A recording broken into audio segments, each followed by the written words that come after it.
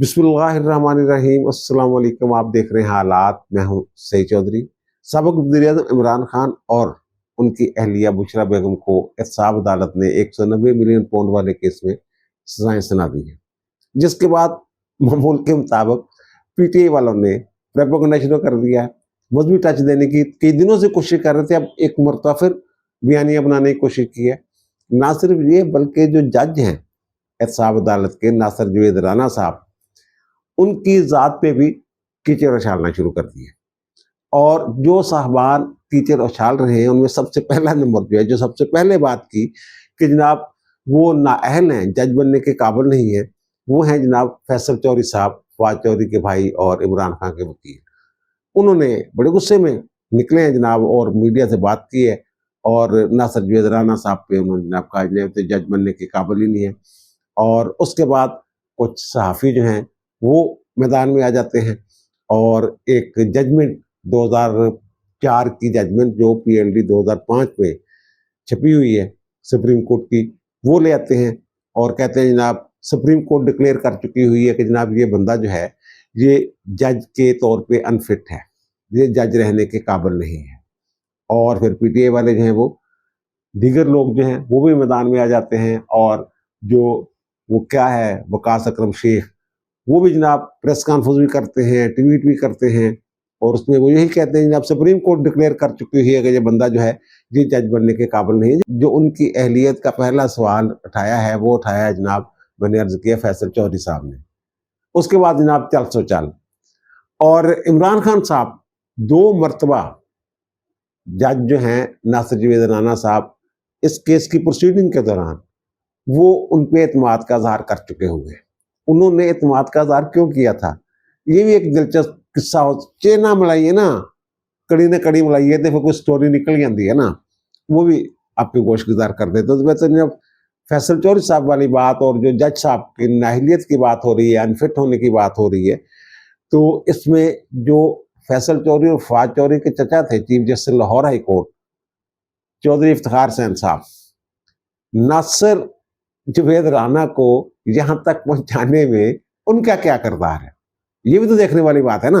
अब ये किस्सा क्या है, ये 2004 की बात है, सितंबर 2004 की। परवेज मुशर्रफ का दौर था। 18 सितंबर 2004 को बड़े मशहूर वकील थे, अल्लाह उन्हें गरीक रहमत करे मरहूम को, हबीबुल वहाब अल खैरी साहब, उन्हें रावलपिंडी में गिरफ्तार कर लिया जाता है और रावलपिंडी में जुडिशियल मजिस्ट्रेट और सिविल जज दर्जा अव्वल के तौर पे काम कर रहे होते हैं नासिर जवेद राना साहब। अब मसला ये है, कहा यह गया कि जनाब इनको उनकी अदालत में पेश नहीं किया गया और उनकी पेशी के बगैर इन्होंने उनका जिस्मानी रिमांड जो है वो पुलिस को दे दिया।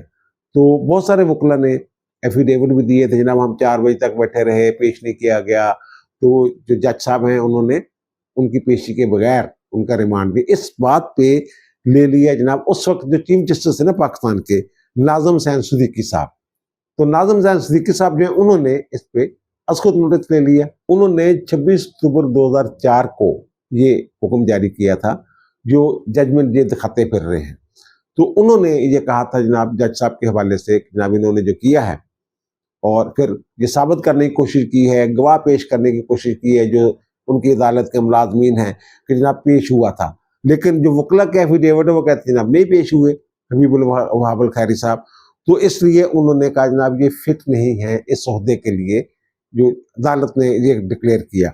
और साथ ही उन्होंने ये कहा कि जनाब इनके जो इख्तियारात हैं फौरी तौर पे वो वापस लिए जाते हैं, इनकी जगह नया जो है जुडिशल मजिस्ट्रेट वो तैनात किया जाए।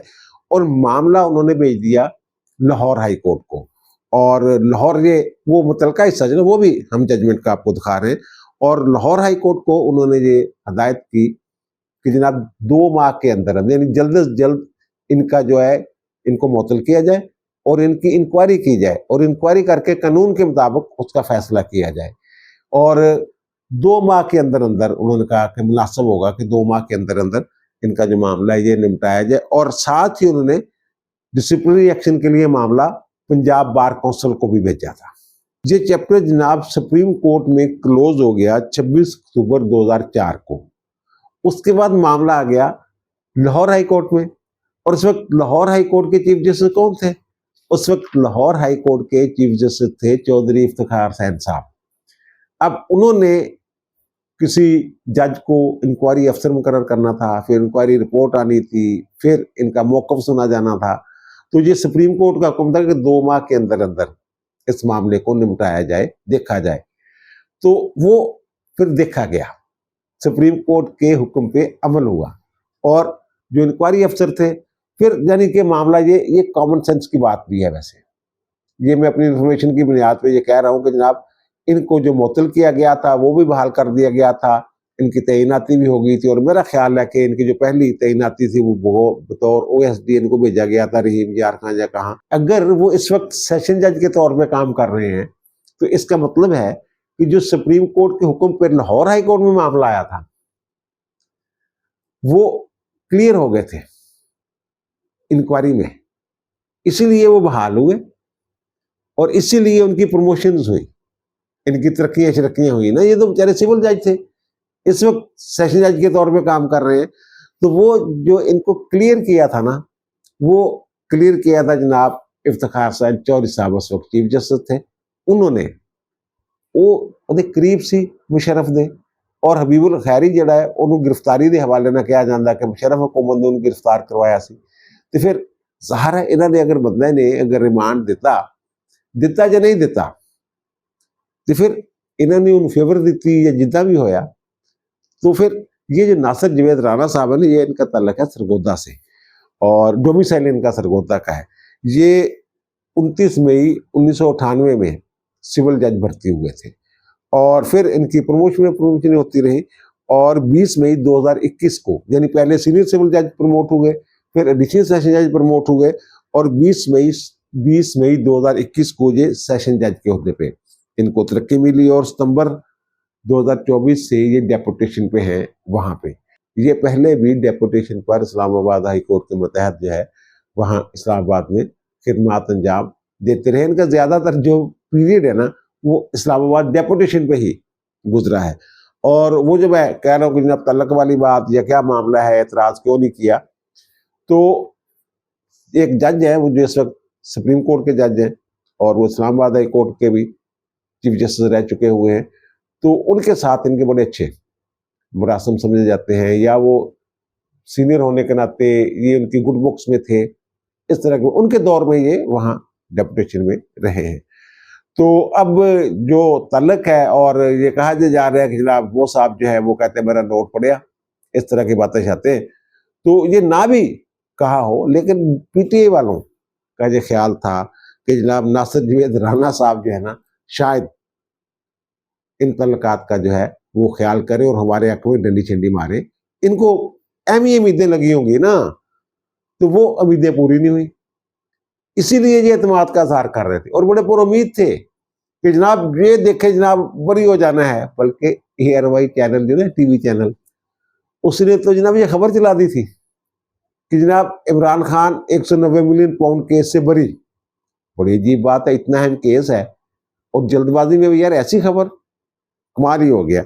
ये सारा मामला है और वो फैसले की रोशनी में, सुप्रीम कोर्ट के फैसले की रोशनी में लाहौर हाई कोर्ट ने इंक्वायरी की थी और इनको क्लियर कर दिया था इफ्तिखार हुसैन चौधरी साहब उस वक्त चीफ जस्टिस थे लाहौर हाई कोर्ट के, जिसके बाद ये बहाल भी हुए, इनकी तरक्कियां भी हुई और ये सिविल जज से सेशन जज के ओहदे पर भी पहुंचे।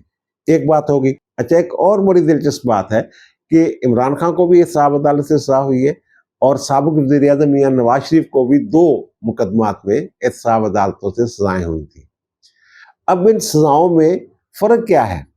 इमरान खान साहब जो है इनकी तो सियासत जो है वही नफरत के बयानिए पे खड़ी है ना कि जनाब ये चोर हैं, डाकू हैं, सरकारी खजाना लूट के ले गए, कौम का पैसा लूट के ले गए, करप्ट हैं, करप्शन करते रहे हैं, यही है ना। और जो उनके खिलाफ फैसला आया था, जो भी दोनों फैसले जो है उनके खिलाफ आए थे एहतसाब अदालतों से। अब जो बशीर साहब हैं, मोहम्मद बशीर साहब, जिन्होंने एवनफील्ड रेफरेंस में इन्हें सजा दी थी, हालांकि उनके ऊपर निगरान जज बैठे हुए थे एजाज अली हसन साहब, और एजाज अली हसन साहब का आपको पता ही है कि वो किस हद तक गए थे नवाज शरीफ के खिलाफ। तो वो जो है नवाज शरीफ के ऊपर जो है वो करप्शन के ना चार्जेस जो हैं कौमी खजाने की लूटमार, बदयांती, गैर कानूनी जराये से रिश्वत से माल खींचना, करप्ट प्रैक्टिसेस, ये साबित नहीं हो सके थे। अब मैं आपको स्क्रीन पे वो दिखा रहा हूँ उनकी जजमेंट का मुतल्लिका हिस्सा, वो तीर के साथ ना वो निशान मैंने लगाया हुआ है। ये है सेक्शन 9A4, जो ये कहता है कि जनाब कौमी खजाने की लूटमार, बदयांती, करप्शन वगैरह को जो डील करता है सेक्शन, ये इल्ज़ाम लगाया गया था, फर्द जुर्म में ये चीज़ शामिल थी, लेकिन जज साहब ने कहा कि जनाब इस्तगासा ये साबित नहीं कर सका कि जनाब इन्होंने कौमी खजाने को नुकसान पहुंचाया है, कोई अमानत में ख़यानत की है, बदयांती की है, या गैर कानूनी ज़राए से माल इकट्ठा किया है, या फिर करप्शन की है, ये साबित नहीं हो सका, वो कहते हैं। फिर इसलिए उनको 9A5 में सजा दी गई थी दफा के तहत। 9A5 कहता है जनाब आमदनी से ज़ायदा सजा, ये करप्शन बरी कर दिया था करप्शन से उन्होंने। और जो इमरान खान को और बुशरा बेगम को सजाएं हुई हैं, वो हिस्सा भी हम आपको दिखा रहे हैं, जिसमें जनाब इमरान खान को जनाब सजा हुई है 9A246, यानी ये बदयानत भी है अदालती फैसले के मुताबिक, करप्ट भी है, करप्ट प्रैक्टिस में भी शामिल है, कौमी खजाने की भी लूटमार की है, कौमी खजाने को नुकसान भी पहुंचाया है, बदयांती के भी मुर्तकब हुए हैं, गैर कानूनी ज़राए से माल भी इकट्ठा किया है, और अपने इख्तियारात का नाजायज फ़ायदा भी उठाया है। ये है जनाब इनके ऊपर जो साबित हुआ है जुर्म। अच्छा, जो नासिर जवेद राना साहब है ना 190 मिलियन पाउंड वाले केस में, उन्होंने, आपके इल्म में होगा कि इमरान खान को 14 साल कैद बामुशक्कत और बुशरा बेगम को 5 साल कैद बामुशक्कत की सजा सुनाई है। इमरान खान को 10 लाख रुपए जुर्माना किया गया है और बुशरा बेगम को 5 लाख रुपए जुर्माना किया गया है। और इन्होंने जो अलकादर ट्रस्ट के नाम से लूटमार करके वो बनाई थी, अलकादर ट्रस्ट के नाम पे यूनिवर्सिटी बनाई थी, वो उन्होंने कहा जनाब वो वक्त सरकार जो है वो जब्त कर ली जाए। अच्छा, बाकी बयानी को छोड़े, जो ये मेन एतराज़ कर रहे हैं ना, वो ये कह रहे हैं कि जनाब जो एसिड रिकवरी यूनिट था शहजाद अकबर वाला, उसकी और NCA की जो खतो किताबत है उसका रिकॉर्ड कहाँ है, और फिर जो रियाज मलक वाली फैमिली और नेशनल क्राइम एजेंसी बरतानिया के दरमियान जो माहदा हुआ था वो कहाँ है। ये 2-3 चीज़ें कि जनाब रिकॉर्ड कहाँ है। तो जज साहब ने वो लिख दिया कि जनाब वो जो ARU वाला रिकॉर्ड था वो तो था, शहजाद शौकत उसके सरबराह थे, उनके पास था, और एक और मुलज़म है जो मफरूर है शहजाद अकबर के साथ, ज़ियाल मुस्तफ़ा नसीम, उनके पास था। वो रिकॉर्ड भी गायब करके ले गए। वैसे ARU को तो वैसे भी सुप्रीम कोर्ट ने जो है वो अनलॉफुल डिक्लेयर कर दिया था, जनाब ये किस कानून के तहत काम कर रहे हैं, तो वो रिकॉर्ड कुल ले गए। और जज साहब ने लिखा कि ये दीदा दरिस्ता ले गए हुए हैं रिकॉर्ड, ताकि जो कौमी खजाने की लूटमार है उसका रिकॉर्ड गायब किया जा सके। लेकिन हाँ, एक डॉक्यूमेंट जो है वो ऐसा वहाँ आ गया 2 दिसंबर 2019 का, ये इनका जो शहजाद शौकत नोट शोट है, जिसमें ये सारी तफसीलात लिखी हुई है।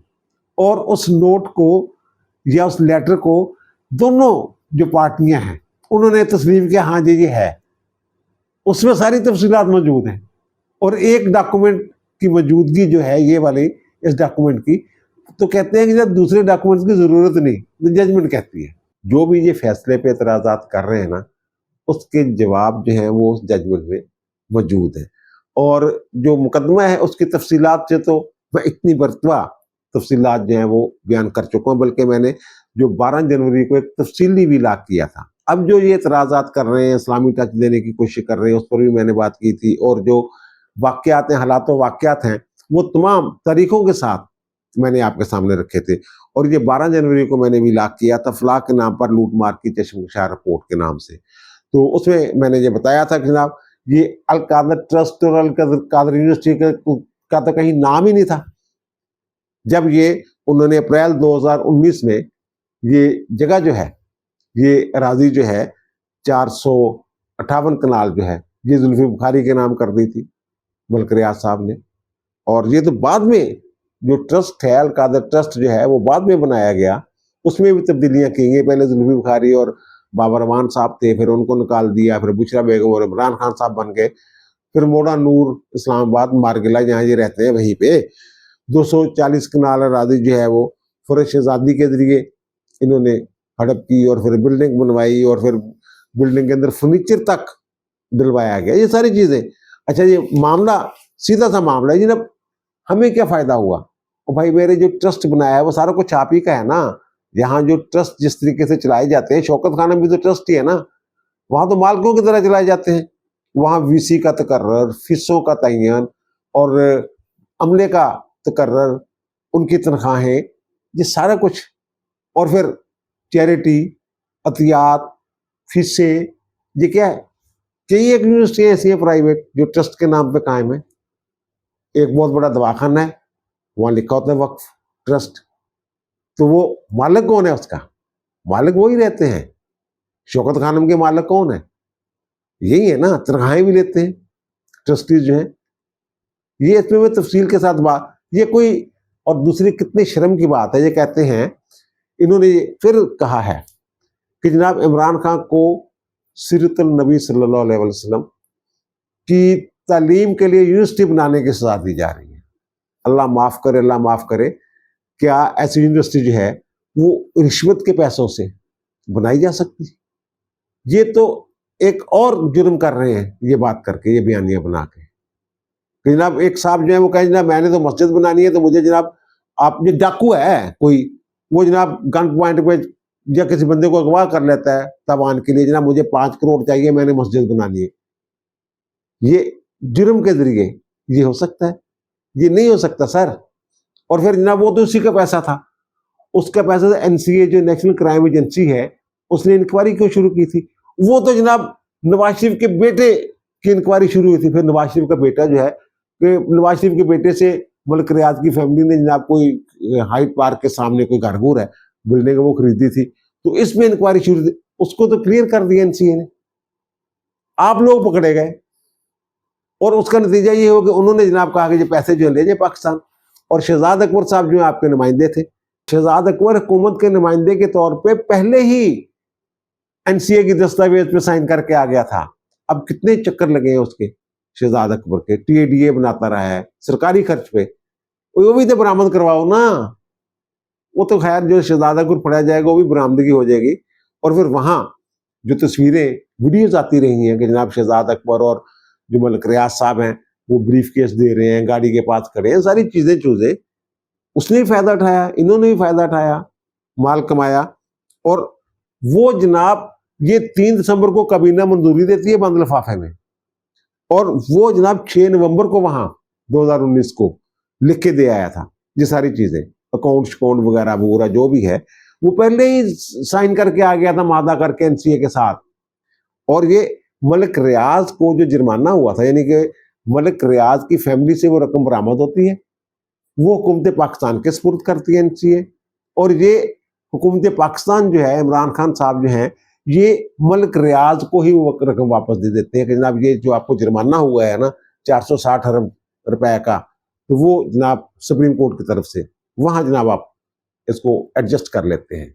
ये मेरे ख्याल मार्च 2019 को सुप्रीम कोर्ट ने ये फैसला किया था, 460 अरब रुपए का जनाब आप जुर्माना की मद में या कंपनसेशन की मद में जो है वो आप अदा करेंगे। 226 तक मुख्तलिफ किस्तें मुकर्रर कर दी हुई थी कि जो आपने सस्ती ज़मीन ली है, वहाँ नुकसान पहुँचाया है सिंध हुकूमत को, तो उसके एवज जनाब आप 460 अरब रुपए जो है वो अदा करेंगे।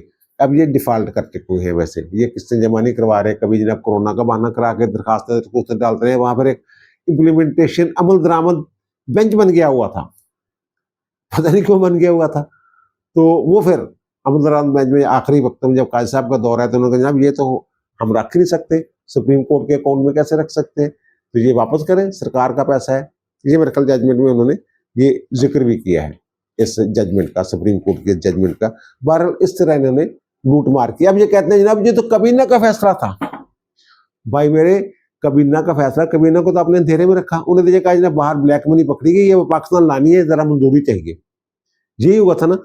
और जो कैबिनेट रूल्स हैं उसके तहत जो है, जो वजीर इंचार्ज है उसने सबमिट करनी होती है समरी, और वो सर्कुलेट होती है।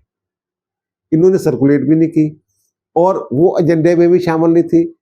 रूल्स रिलैक्स करके शहजाद अकबर साहब के कहने पे इमरान खान साहब ने ये वारदात डाली, एक बात। और दूसरी, जो वजीर हैं वही तो गवाहियां दे के गए आपके खिलाफ। और अगर कबीना का फैसला, जो अब बाहर बातें कर रहे हैं वजीर, वो करे ना, जाते जाके गवाही देते कि जनाब नहीं, ये तो पूरी तफसीलात सामने हमारी रखी गई थी और हमने बड़ी सोच विचार के बाद ये फैसला किया था, ये तो पूरी कबीना का फैसला था। वहां जाके बयान देते ना। इमरान खान अपने जो सफाई के गवाह हैं उनके तौर पे अपने वजीरों को करते पेश, वो क्यों नहीं पेश किया उनको? तो बहरहाल ये अब मामला 14 साल कैद होगी और सुप्रीम कोर्ट में ये शायद समीत पे बैठे होंगे, सुप्रीम कोर्ट जाए, सॉरी इस्लामाबाद हाई कोर्ट में जाएंगे तो वहां पता नहीं जनाब पहले जैसे में हमें रिलीफ मिलता रहा है उसी तरह का रिलीफ रूम मिल जाए। तो पहले तो मसला यह था कि जनाब बेंच बनाने के लिए जज ही उस तरह के दस्तयाब नहीं थे। जो भी जज हैं वहां पे एक आध के सिवा सारे जो हैं वो तो गो टू सी यू वाले हैं। अब वहां जो है वो 2 नए जज जो है उनकी नामजदगी जो है उसकी मंजूरी दे दी है जुडिशल कमीशन ने। और उनमें एक तो सेशन जज आजम खान साहब हैं और एक Islamabad high court bar association के साबिक सेक्रेटरी हैं इनाम अमीन राजा मनहास, इस तरह का नाम है उनका, राजा इनाम अमीन मनहास साहब। तो वो अच्छा, ये राजा साहब है ना। अब ये कहेंगे जनाब देखिए अपनी मर्जी के जज, राजा साहब प्रोसिक्यूटर थे राणा सनाउल्लाह के खिलाफ, जो केस नहीं था हीरोइन वाला, उसमें प्रोसिक्यूटर थे ये, उनके खिलाफ थे ये, प्रेस कॉन्फ्रेंस किया करते थे। तो बहरहाल 2 बंदे आ गए। तो मे भी ये भी हो सकता है जनाब एक बेंच बने जो अगर पिले आती हैं वो तो कहते हैं ना बारी पे लगाएं, आउट ऑफ टर्न ना लगाई जाए जैसे माजी में इनकी लगती रही है। आजमदीद तारड़ ने भी ये मुतालबा किया है, वजीर कानून है हमारे, कि जब जैसे बाकी लोगों की अपीलें लगती हैं उसी तरह इनकी अपील लगे और उसकी समाअत हो जैसे बाकियों की होती है। 10-10 साल तक बारी नहीं आती तो इनकी अपील जनाब आप दूसरा दिन ही लगा लेते हैं। देखिए अब इसमें क्या होता है, और जो जजमेंट है ना वो जो मैंने देखा है और जितनी मेरी इल्म की मेरी सलाहियत है, जो मेरा नॉलेज है, मुझे ये आसानी के साथ, कितनी डंडी मार लेगा यार कोई बंदा। मुझे एक साहब ने बताया, वो कह रहे थे कि जनाब ये सुप्रीम कोर्ट के जो जज के मंजूर नजर रहे हैं ना, ये नासिर जवेद राणा साहब, वो भी अगर होते तो ये इतना मजबूत और इतनी पक्की शहादतों का केस है कि इमरान खान और बुशरा बेगम को बरी नहीं किया जा सकता था इस केस में।